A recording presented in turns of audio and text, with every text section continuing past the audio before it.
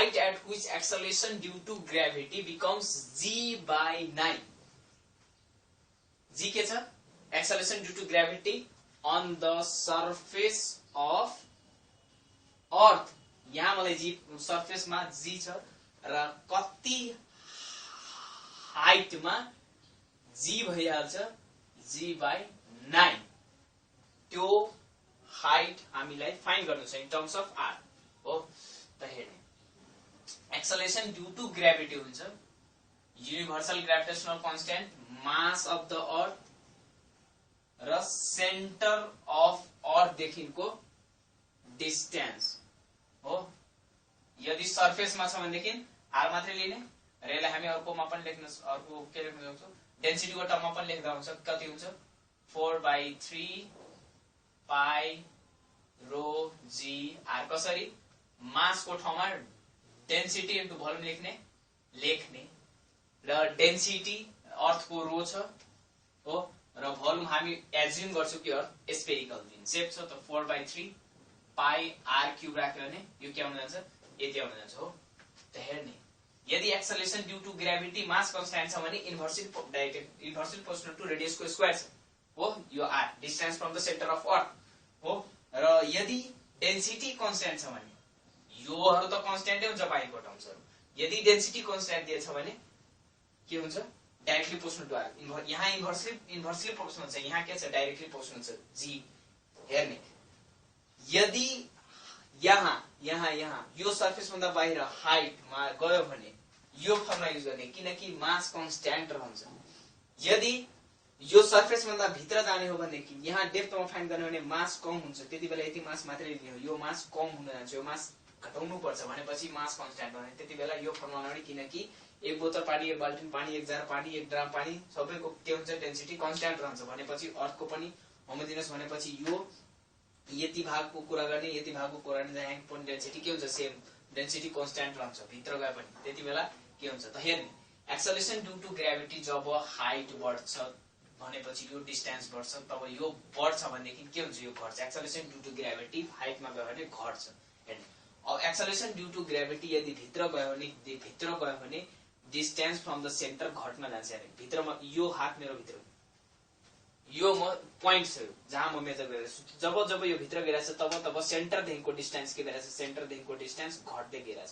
Centre देखिको distance घट्दै गइरहेछ. सेन्टर देखिको डिस्टेन्स घट्दै गइरहेछ हो. त डिस्टेन्स घट्दै गइरहेछ सेन्टर देखिको डिस्टेन्स r घट्दै गइरहेछ त g पनि घट्दै जान्छ. त्यसैले भित्र जाँदा पनि acceleration due to gravity decrease हुन्छ भनेपछि acceleration due to gravity maximum at surface minimum मतलब डिक्रिज हुन्छ. माथि जाऊ या तल जाऊ डेप्थमा जाने या हाइटमा गए पनि एक्सेलरेसन ड्यू टु ग्रेभिटी कम हुन्छ डिक्रिज हुन्छ. हामीलाई फाइन्ड के गर्नु छ एट हाइट. अब हाइटमा छ भने के हो r + h भइहाल्छ. यहाँ g = gm/r+h को होल स्क्वायर. किनकि यो r जुन छ त्यो त distance from the centre of अर्थ थियो. अघि r मात्रै लिएको थियो किनकि सर्फेसमा हामी g को पूरा सर्फेसमा हामी फाइन्ड गरिरहेको थियो हो. सर्फेसको लागि यो थियो. अब त्यहाँको लागि गर्ने हो भने यसको यो भइहाल्छ. यो फर्मुला कसो भइहाल्छ 4/3 रो g r+h भइहाल्छ. हुन्छ कि हुँदैन. हामीलाई के फाइन्ड गर्नु छ हामीलाई यो फाइन्ड गर्नु छ हाइटमा.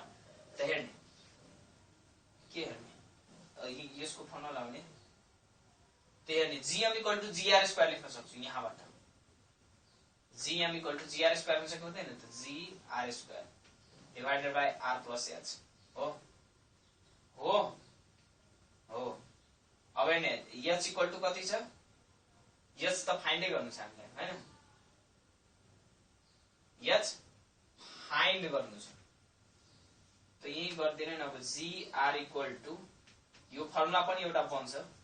कसरी बनाउने हो भन्देखि यसरी यो g' छ एट हाइट g एट म हाइट भन्ने छु हो. त g एट हाइट = के हुने भयो g r² बाइ यो के छ r को स्क्वायर छ नि यो त छुटे चाहिँ हो.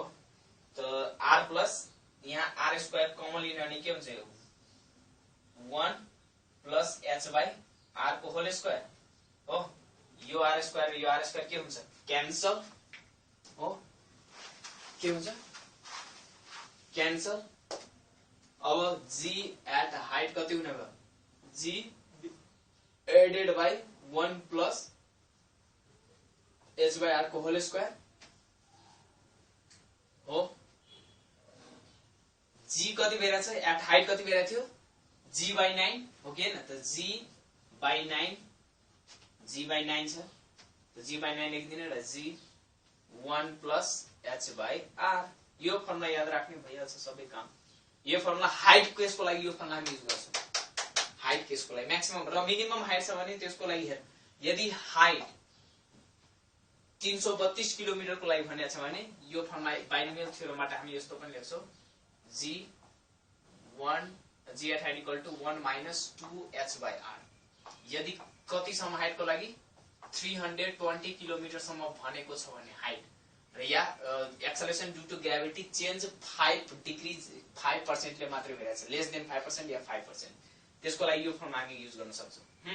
तर यो त्यो भन्दा बढी हाइटको लागि छ भने यो युज गर्दा यो बेटर हो, किनकि त्यो के हुन्छ, रिस्की हुन जान्छ। अब हेर्ने यो जी क्यान्सल, यो स्क्वायर थियो यहाँ थियो, त यो के हुनु भयो 1 by 9 equal to 1 by 1 plus h by r को होल स्क्वायर। हेर्ने यो यता भएर यो के हुन्छ रुट, यो माथि माथि क्यान्सल गर्दिदा पनि हुन्छ, यो सब गयो भयो। अब यो सब गयो भनेपछि के root under 9 minus 1 equal to h by r हो। त रुट अन्डर 9 भनेको 3, रुट अन्डर 9 भनेको 3, त 3 माइनस 1 भनेको 2। अब यो r यहाँ आयो भने, यो r यहाँ आयो भने यो के हुन्छ भयो, त हाइट इक्वल टु कति आउनु भयो 2r। हाम्रो आन्सर हुन्छ के ए। भन्न खोज्यो के यदि म अर्थ को रेडियस r छ, त्यसको 2r डिस्टेंस 6400 किलोमिटर छ रेडियस अर्थ को, तो 6400 किलोमिटर कति हुन्छ 12800 किलोमिटर। यति हाइटमा म गएर 12800 किलोमिटर हाइटमा गएर म g को भ्यालु फाइन्ड गरे भने, यहाँ g बाई 9 आउँछ। 9 टाइम्सले डिक्रिज भइरहेछ, कति टाइम्सले 9 टाइम्सले डिक्रिज भइरहेछ। यहाँ सरफेसमा g थियो भने यहाँ कति भइरहेछ g बाई 9, कति हाइटमा त 2r रेडियस जति अर्थ को रेडियस छ त्यसको डबल, रेडियस कति छ 6400 किलोमिटर, त्यसको डबल हुन्छ 12800।